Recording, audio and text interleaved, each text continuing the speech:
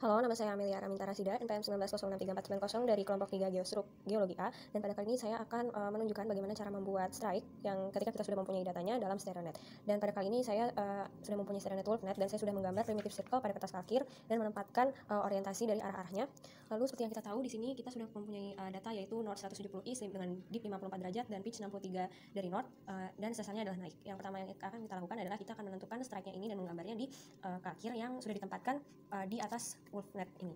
Jadi karena datanya adalah 170 dari north east, jadi seperti yang kita tahu di sini berjumlah 0 derajat dan di sini ada berjumlah 90 derajat dan di sini berjumlah 180 derajat, maka untuk strike-nya ada di sini karena di sini perbedaannya adalah 10 derajat. Setelah itu untuk dip-nya, karena kita mempunyai dip berjumlah 54 derajat, maka yang pertama akan kita lakukan adalah memutar sehingga strike ini tepat berada di posisi north dari WolfNet. Lalu setelah itu baru kita akan menambahkan sebanyak 54 derajat sesuai dengan arah dip dari garis ekuator yang east ke arah west. Kira-kira dipnya ada di sini. Setelah itu kita akan membuat garis busur lingkaran besar yang menghubungkan dip dan juga strike.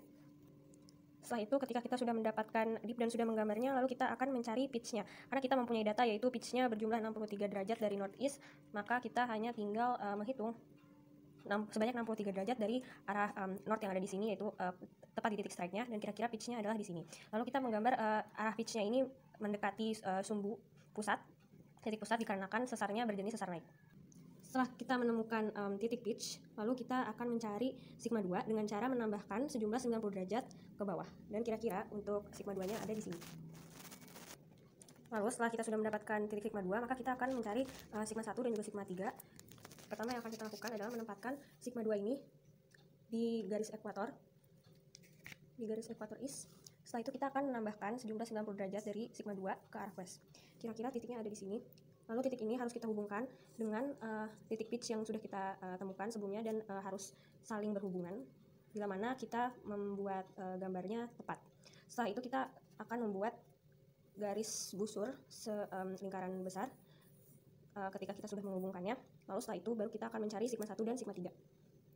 Cara mencari sigma 1 dan sigma 3 adalah dengan menambahkan 45 derajat dari pitch. Jadi 45 derajat ke atas pitch dan 45 derajat ke bawah pitch. Setelah itu ketika kita sudah mendapatkan kedua titik ini, seperti yang kita tahu bahwa karena sesar ini adalah sesar naik, maka yang di atas adalah sigma 1 dan yang di bawah adalah sigma 3. Lalu hal terakhir yang akan kita lakukan pada kertas kalkir ini adalah menghitung trend dan plunge dari tiap sigma. Yang pertama kita akan menghitung trend terlebih dahulu dengan cara kita akan memutar sehingga kalkir ini tepat berada pada north dari WolfNet. Lalu setelah itu baru kita akan menghitung tiap-tiap trend dari sigma yang sudah kita hitung tadi. Cara menghitung trend dan plunge, yang pertama kita akan menghitung trend. Cara menghitung trend ini hampir sama seperti kita menghitung strike. Jadi seperti yang kita tahu di sini berjumlah 0, di sini berjumlah 90, di sini 180, di sini 270. Jadi dari sigma 1 dan sigma 2 dan juga sigma 3 yang kita dapatkan adalah trennya berjumlah di sini dari sigma 1 244 derajat, sigma 2 334 dan sigma 3 139 derajat. Lalu setelah itu kita akan menghitung dipnya dengan cara menempatkan tiap-tiap trend ini yang sudah kita beri garis di sini dan menghitungnya. Kira-kira untuk sigma 2 yang saya contohkan di sini berjumlah sekitar 22. Karena di sini 10, di sini 20 dan di sini 22. Begitu juga untuk sigma 1 dan sigma 3. Ketika kita sudah menempatkannya pada ekuator dan menghitungnya, maka akan ditemukan untuk sigma 1 plunge-nya berjumlah 7 derajat dan untuk sigma 3 plunge-nya berjumlah 67 derajat. Lalu selanjutnya untuk data yang kedua, kita memiliki data north 45 east dengan dip 70 derajat dan pitch 50 derajat dari selatan dengan tipe sesar adalah strike slip sinistral yang mengiri. Pertama kita akan mencari strike terlebih dahulu. Seperti yang diketahui bahwa di sini berjumlah 0 derajat, di sini berjumlah 0 derajat dan kita memiliki data strike adalah berjumlah 45 derajat dari east. Jadi untuk strike-nya kira-kira berada di sini. Lalu setelah itu kita akan mencari dipnya dengan cara menempatkan strike ini tepat berada di north dari StereoNet. Oke, setelah itu baru kita akan menghitung sebanyak seperti di data yaitu dipnya 70 derajat dari ekuator east ke arah west dan kira-kira untuk dipnya berada di titik ini. Lalu setelah itu kita akan membuat garis busur lingkaran besar yang menghubungkan titik dip dan juga titik strike tadi. Setelah itu kita juga memiliki pitch yaitu berjumlah 15 derajat dari selatan dan ketika dihitung pitchnya adalah pada titik ini. Dan kita bisa menambahkan 90 derajat agar mendapatkan titik sigma 2. Kira-kira titiknya ada di sini.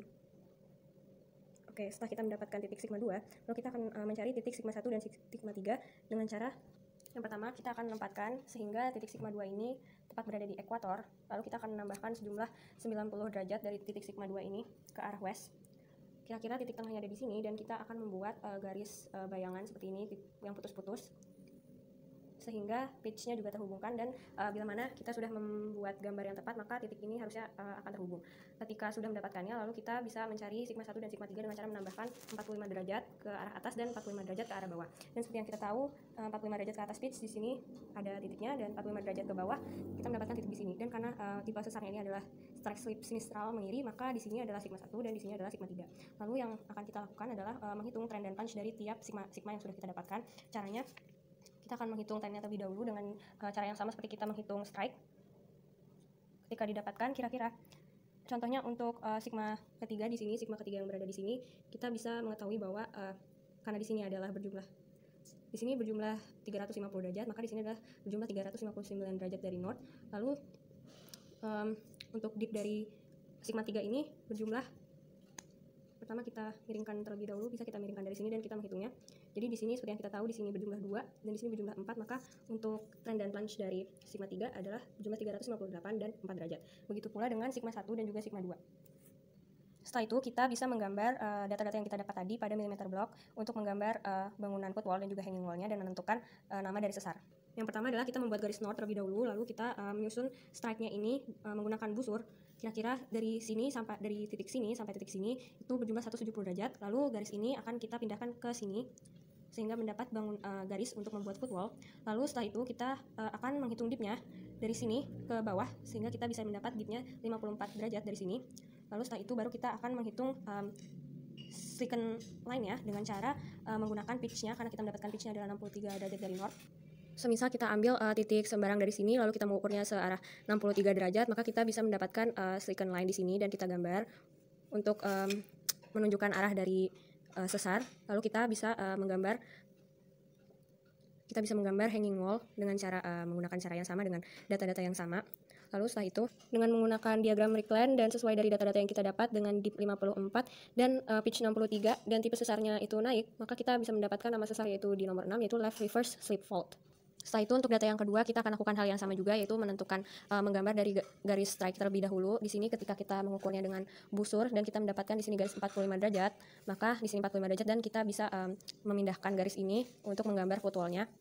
Setelah itu sesuai data dipnya adalah 70 derajat, maka kita bisa mengukur 70 derajat ini ke arah bawah untuk mendapatkan dipnya dan bisa menggambar garis di footwall yang ini dan juga di sini.